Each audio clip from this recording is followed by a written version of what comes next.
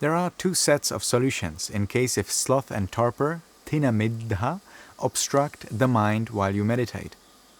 The first set are the 7 suggestions given by the Buddha himself in the Pachalayamana Sutta of Anguttara Nikaya, also known as the Discourse on Dosing.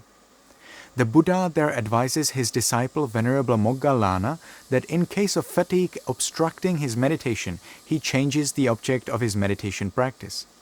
This, of course, might be challenging information for some meditators who know only one meditation practice. Some meditators would believe only their practice is correct and no other.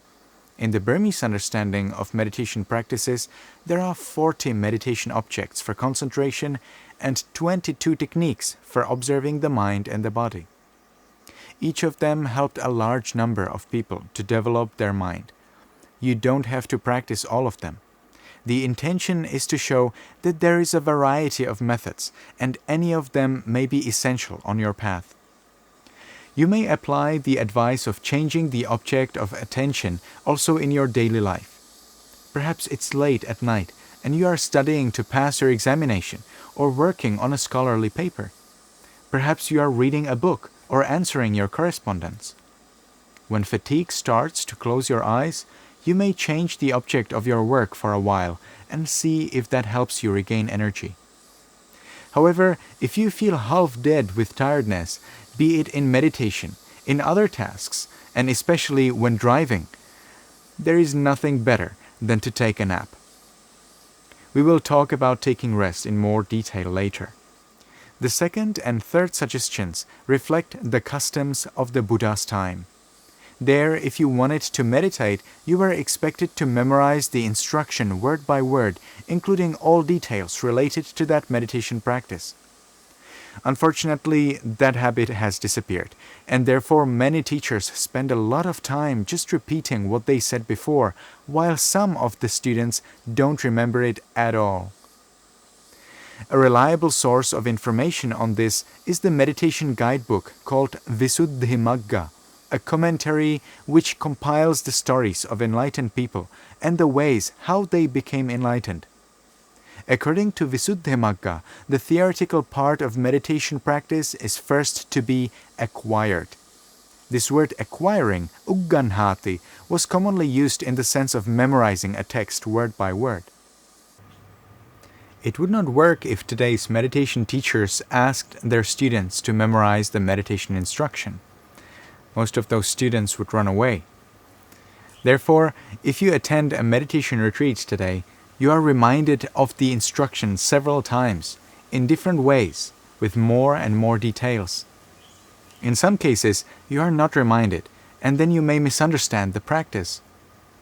Memorizing helps you notice subtle details in the instruction and protect you from misunderstanding.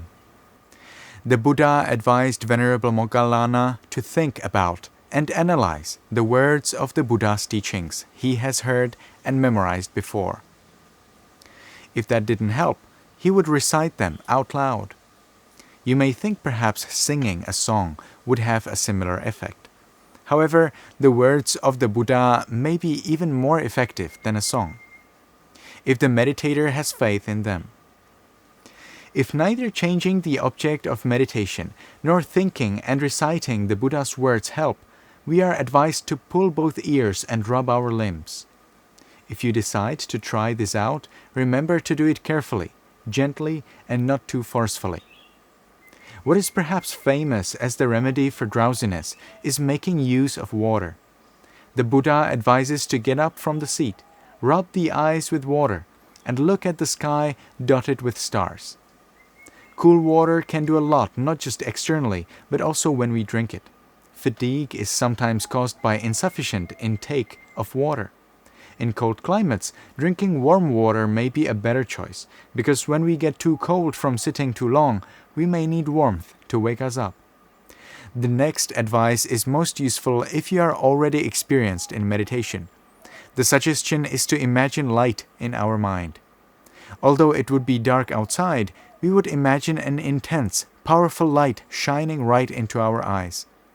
This may seriously affect the levels of the chemical compound known as adenosine and the hormone melatonin in the body, perhaps increasing the hormone cortisol, which naturally rises in the morning at the time of sunrise.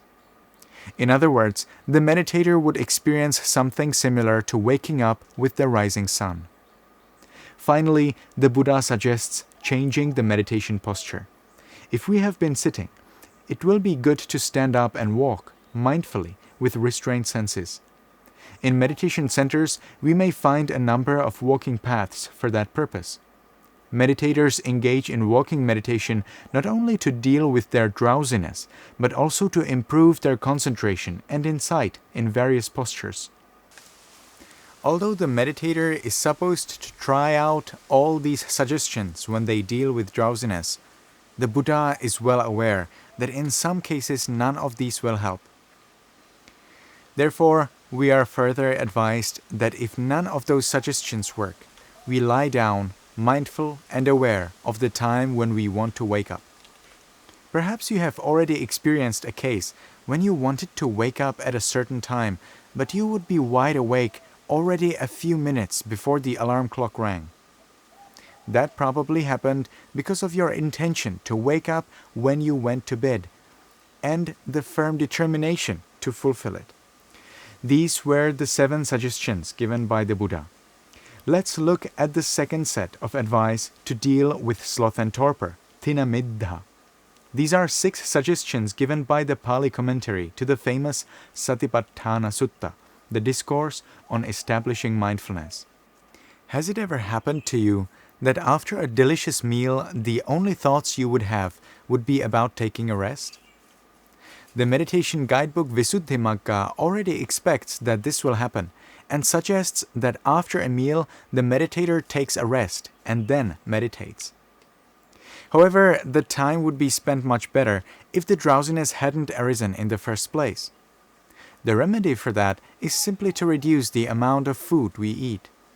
Of course, the kind of meal we eat also has an effect on our drowsiness after it.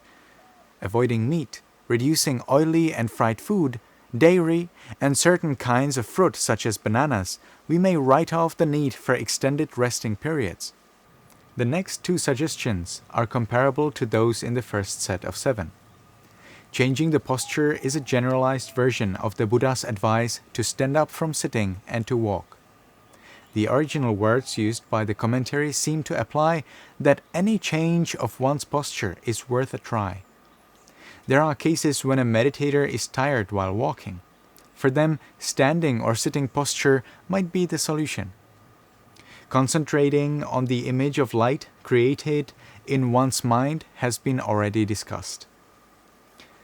Sometimes when you meditate in a room or an enclosed chamber, the light is not strong.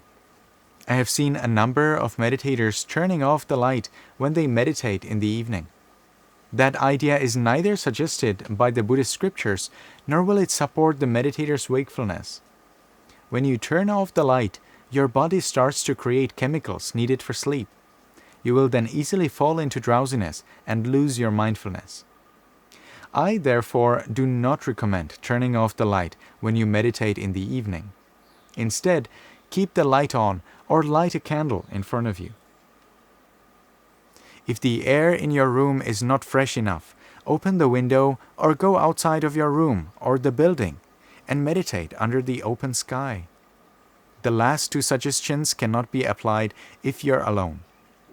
A good friend may encourage you in your practice, give you suggestions how to increase your energy, and inspire you by their example.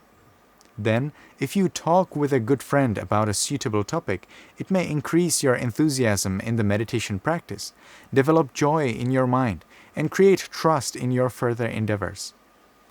In the next lecture, I would like to introduce you to mindfulness, sati, the core of all meditation practices in Theravada Buddhism.